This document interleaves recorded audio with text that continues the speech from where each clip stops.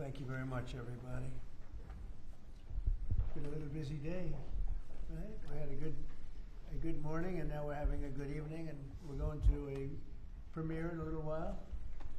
But there's nothing more important than what we're doing right now, in my opinion. Today I'm signing a historic executive order to combat the scourge of addiction and substance abuse. Big deal in this country and probably in every country. We're calling it the Great American Recovery Initiative. I'm grateful to be joined by co-chairs of this sweeping new effort, Secretary of Health and Human Services, Robert F. Kennedy Jr., and Senior Advisor to the White House Great American Recovery Initiative, Kathryn Burgum. Thank you both very much. Thank you, sir. Thank you, sir. Thank you. Where's Bobby? Bobby. Hello, Bobby. Come here. I love Bobby. You're doing a great job, Kathryn. All right? Do we think so? Who's doing a better job, him or your husband? Maybe the husband, huh? He's doing a good job. I'm just getting started, sir. They're both doing very well. Now you're going to do better than both of them. Thanks as well to Attorney General Pam Bondi, Secretary Doug Burgum, Secretary Scott Turner, Secretary Doug Collins, Special Envoy Steve Witkoff, who's got some pretty good news, Chief of Staff Susie Wiles, FDA Commissioner Dr. Marty McCary, NIH Director Dr. Jay Bhattacharya. Oh, I've gotten good at that. You are, sir. Administrator of the Centers for Medicare and Medicaid Services, Dr. Mehmet Oz, who's doing a fantastic job, and Director of the Office of National Drug Control Policy, Sarah Carter. I also want to introduce a great friend of mine who happened to be here and is very much committed to this. He knows how important it is for our country. He's built a tremendous American company. It's called WeatherTech. I guess you've seen the ads. I've seen the ads. I think they're great ads, but more importantly, it's a great product. David McNeil. David, congratulations on what you've done. It's incredible. Thank you, Mr. President. Thank you. Really great. And the president of WeatherTech, Ryan Granger. Ryan, congratulations. What a great job. They built an American company, and it's a thriving company, too, so with a great product. It's great to be here in America. Yeah. You know, when I was in the private sector, I'd always buy the floor mats, but now that I'm president, I no longer have to buy floor mats. But you made a great floor mat, and you still do, and lots of other things. Many of those with me today have personally known the heartache of a loved one taken by drug or alcohol addiction. I do, just like millions of American families. Every year we lose an estimated 300,000 people to drug and alcohol abuse, and the real number is probably much, much higher than that. Thankfully, drug overdose deaths plummeted by 21% in the last year. We're working very hard on it. We've closed the southern border, seized over 47 million fentanyl pills and 10,000 pounds of fentanyl powder. That's a record, and I have formally designated Dr. And I'll tell you what, we have a group of doctors, some of them behind me, who have just been incredible, and they've really wanted this, designated the drug cartels as foreign terrorist organizations. And for some reason, they didn't want to do that until we came along, but they are indeed foreign terrorist organizations. With our action in the Gulf of America, that sounds so nice when I hear the Gulf of America. Drugs entering our country by sea are down 97%. So when you see the boats being hit, those boats kill on average 25,000 people a boat. So that's 25,000, I would assume mostly American lives, but lives are being saved. Now we're taking a bold action to help Americans struggling with all forms of addiction so they can get the help and the support that they need to free themselves from the horrible burden of dependency. The Great American Recovery Initiative will bring together federal, state, local, and private sector resources to support addiction, recovery, treatment, and prevention. And it will help mobilize the full resources and authority of the federal government to help stop this tremendous plague. And I'd now like to invite Secretary Kennedy to start, and then Kathryn Burgum, and then I'll sign the order, which I've just signed, and wanted to make sure the signature was good. Took my time, and we get. Let me just see. Pretty good. Not pretty good. Let's give it a 10, okay? For Kathryn. But I'd like Bobby to say a few words, and Kathryn. Thank you very much, everybody. Please. Mr. President, thank you for your leadership, for signing an executive order that tells the truth about one of the greatest challenges that our country faces. Addiction is not a moral failure, it is a disease. It's chronic, it's treatable, and for too long our nation has responded with fragmentation, with stigmatization, and silence instead of science, compassion, and coordination. Today, President Trump changes that. With the Great American Recovery Initiative, we finally bring the full strength of the federal government together across healthcare, law enforcement, housing, labor, faith communities, and the private sector to save lives, restore families, and rebuild communities that addiction has hollowed out. Nearly 50 million Americans suffer from substance use disorder. Many never receive treatment. Even more don't believe that help is possible. That is not because recovery doesn't work, it's because our systems have failed to reach the people where they are early enough, long enough, and with dignity. This initiative fixes that. We will align federal programs instead of letting them operate in silos. We will set clear, measurable goals and report honestly to the American people. We will use evidence-based care, modern science, and continuous support, just as we do for heart disease, diabetes, and other chronic illnesses. We will focus on prevention before addiction takes hold. We will intervene early. We will expand access to treatment that leads to real long-term recovery. And we will support re-entry because recovery does not end when treatment ends. It succeeds when people return to their families, their jobs, and their communities with purpose and with hope.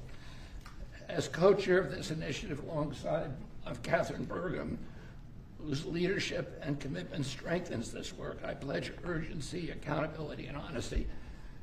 Kathryn and I share the experience of having been addicted and long-term recovery. Almost everybody in this room and almost everybody in our country has been touched by addiction.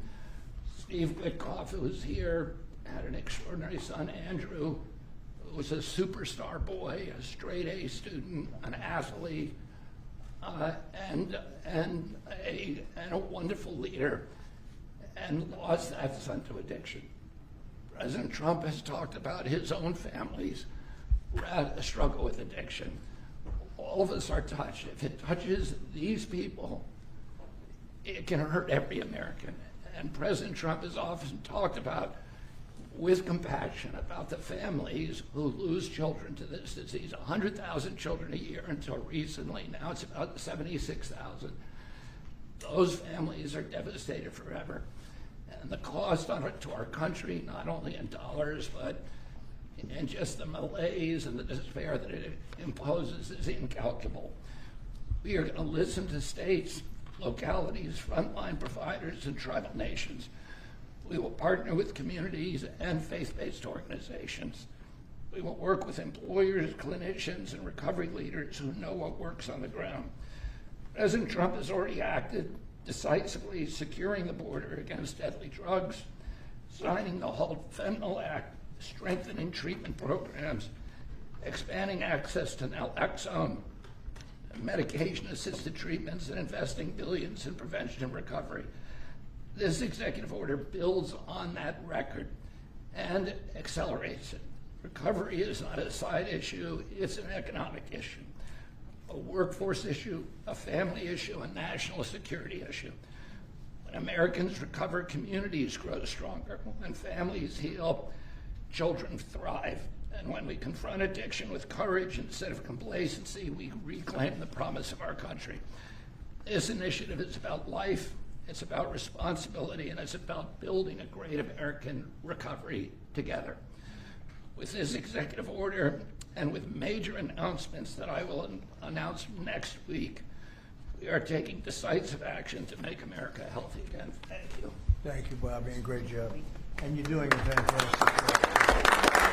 He's doing a fantastic job. And I saw his wife yesterday, and she confirmed that he's doing a fantastic job. So she's on your side. You know that. She's great. And Oz, thank you for being here. We appreciate it. Kathryn, please, go ahead. Thank you, Mr. President. Thank you so much. Your leadership today relative to this announcement about the Great American Recovery is a gift to all Americans who are suffering from the brain disease of addiction. I also want to thank First Lady Melania Trump for her leadership during your first administration, and now the work she's doing championing youth and children, especially related to foster care, where early trauma and instability are often consequences of the disease of addiction. Addictions touch this administration in real and profound ways. President Trump, you've openly spoke about your brother Fred, whose struggle with addiction shaped your life and your understanding of this disease. And Susie Wiles carries the lived experience of her father, the late, great Pat Summerall, whose recovery journey became a source of hope for millions. Vice President Vance has shared his story of his mother's battle and recovery. And as Secretary Kennedy just said, he brings his own lived experience, proof that recovery is not theoretical, it is possible. These stories matter because they are not isolated. They reflect the reality of the over 190 million Americans, that's half our nation, who are impacted in some way by the disease of addiction. And I am one of them. I started drinking in high school, and I was a blackout drinker from the start. For 20 years I struggled, relapsing constantly starting over, constantly trying to stay sober and failing. And I reached a point where I truly did not believe there was one single reason for me to keep living, and I was suicidal at the end of my drinking. One day I was out walking alone. I didn't have faith, I wasn't religious, but something in me said I should ask for help. And out loud to no one, because it was just me, I said, I don't know if anyone is there, but I need help. And that was the day I became sober. 15 years later, I found myself somehow standing in front of people as First Lady of North Dakota, thanks to him. But I was asking people to share their stories openly about addiction so we could eliminate the shame and stigma, so more people would reach out for help and more lives could be saved. And today I'm standing here in this incredibly beautiful Oval Office. And if not for the grace of God, I would not be alive today with over 23 years in recovery.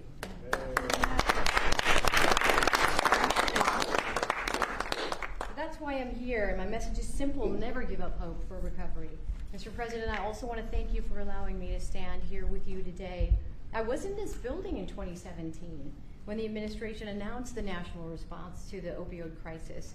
And nearly a decade later, the crisis remains, and in many ways it has grown worse. Not because we lack compassion, not because we lack effort, but because we never fully aligned our system with the truth. Addiction is not a moral failure. It is not a character flaw, and it's not simply a behavioral issue. Addiction is a lifelong, chronic, relapsing medical disease as real as diabetes, cancer, and heart disease.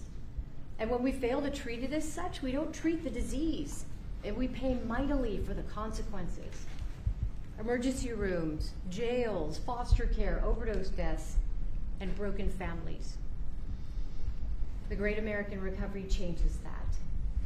This initiative represents a fundamental shift from reaction to prevention, from fragmentation to coordination, from stigma to science, from short-term fixes to long-term recovery.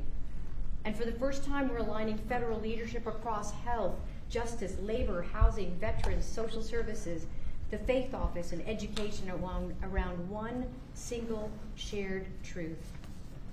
When addiction is treated early and correctly, people recover and families heal. Addiction is a generational disease, and if we don't treat it properly, it repeats from parent to child, from community to community.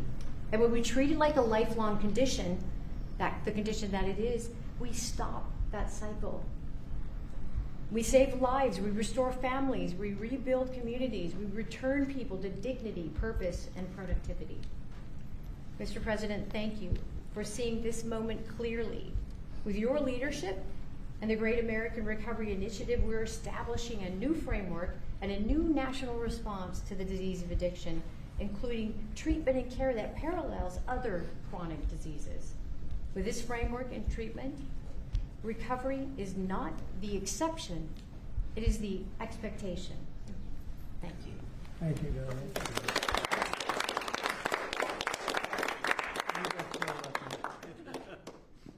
saw them riding horses in a video. And they said, "Who is that?" I was talking about her, not him. And they explained it. I said, "I'm going to hire him because anybody has somebody like you to be with." It's an amazing tribute, and it's a great couple, amazing couple. And she's very much a part of his big success. He was a fantastic success, as you know, having been one of the most successful business people. And I saw him campaigning, a great governor, two-term governor. He did a fantastic job, North Dakota, and he's done a great job. And I'll tell you what, Kathryn's a very big part of it.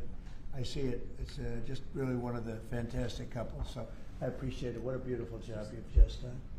And I'm going to give this to you, and you can figure out what you're going to do with Bobby. You know.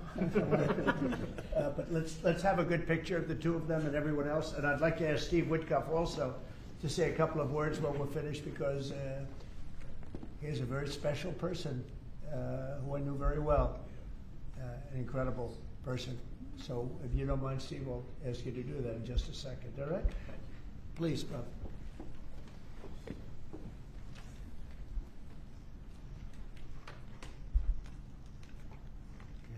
Thank you very much. Okay. Thank you, sir. Thank you. Good job. Thank you so much. Steve, please. The president is doing the same thing to me now that he did to me in 2017. Do you remember, Kathryn? Yeah, we were sitting next to each other. Yeah. Yes. So I want to tell the story about this.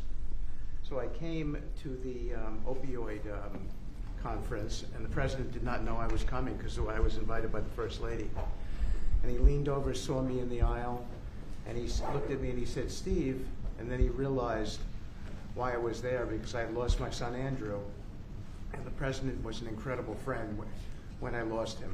I lived in his building at 502 Park Avenue, and I remember when him and the First Lady came, and I talked about this all the time. And so he took my hand, and he said to me, "Come on up to the stage and tell the world about your boy Andrew." And of course, that was something that was really meaningful to me, but and I got through it.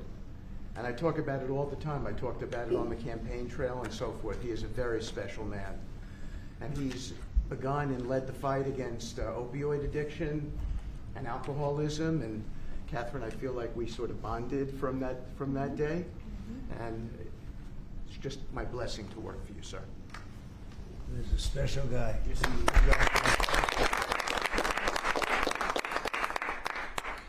He and a group of people, Jared helped and others helped. Steve, peace in the Middle East, and we're there. Yes. A couple of little flames, but they're very little by comparison, and they'll go out quickly. They're already going out. And he's now trying very hard to settle up with Russia and Ukraine, and I think a lot of progress is being made there. And I told that Russia's not doing any shooting for a period of time during this horrendously cold weather. Because of you. So we asked President Putin if they could stop the shooting for a week. They're being hit with proportionately the kind of cold that we're being hit. It's much colder in Ukraine to start off with, but it's really cold now, and he agreed to do that. We appreciated that very much. It's a nasty war. It's a nasty, nasty war. Would anybody else have anything to say? I can say that I am extremely late, but that's okay. Don't worry about me. Would anyone else have anything to say? Doug, you're doing a fantastic job, and we appreciate it. Marty, you are really something special. Everyone's talking about you every time. If I don't mention Marty, Bobby always mentions it. So we have a great team. Jay, great. Marty, great. You guys want to say something? Thank you. Thank you. Well, historically, with addiction, the entire society has always been reactionary, and that's been the story of healthcare. But at the FDA, we are looking into incredible cutting-edge therapeutics, and we are being proactive, giving them vouchers when we see something that's promising to get an approval as quick as weeks in an era of a 10 to 12-year approval time. And the ultimate therapeutic is community, houses of worship, addressing loneliness. And so that's part of the MAHA agenda, thanks to Bobby's. Thank you, Mr. President. Thank you very much, Rich. Thank you. Jay? Mr. President, in 2018, you launched the HEAL initiative, helping to end addiction long-term at the NIH. It's paid fruit. It's yielded fruit. The ingenuity of small business has developed products that can deal with pain without opioids. The naloxone, which saves lives, Right. that was the fruit of NIH. And for the kinds of investments that are your administration that you made starting from the first Trump term to now, will continue to pay dividends. The kind of research that the NIH is doing will help turn the tide, make people's lives so much better, restore families. All of the addiction that we've seen, 80,000 deaths we saw, and the huge spike in addiction deaths, during the first Biden term, is going to be a thing of the past. I'm so proud to be part And of this. fellas, some great things happening, right? Yeah. Marty, it's great, really great things happening, I hear. And some pretty big announcements over a short period of time, right? Yep. Moving drugs over the counter so you don't need a prescription. You're right. Naloxone, which treats opioid, is one of those drugs. And we're being proactive with synthetic 7-OH, a new opioid that's showing up. And we're working with the DOJ on addressing that because chemists are coming up with new opioids faster than the government has been able to keep up. We're going proactive on these new chemicals. That's great. No, I hear fantastic things. Thank you all very much. We really appreciate it a lot. Thank you, Oz. You're doing a fantastic job. Thank you all very much. I appreciate it. Thank you, please. Thank you. Thank you, everybody. Thank you, Press. Thank you, Press. Thank you, guys. Thank you, guys. Thank you, guys. Thank you, guys, for supporting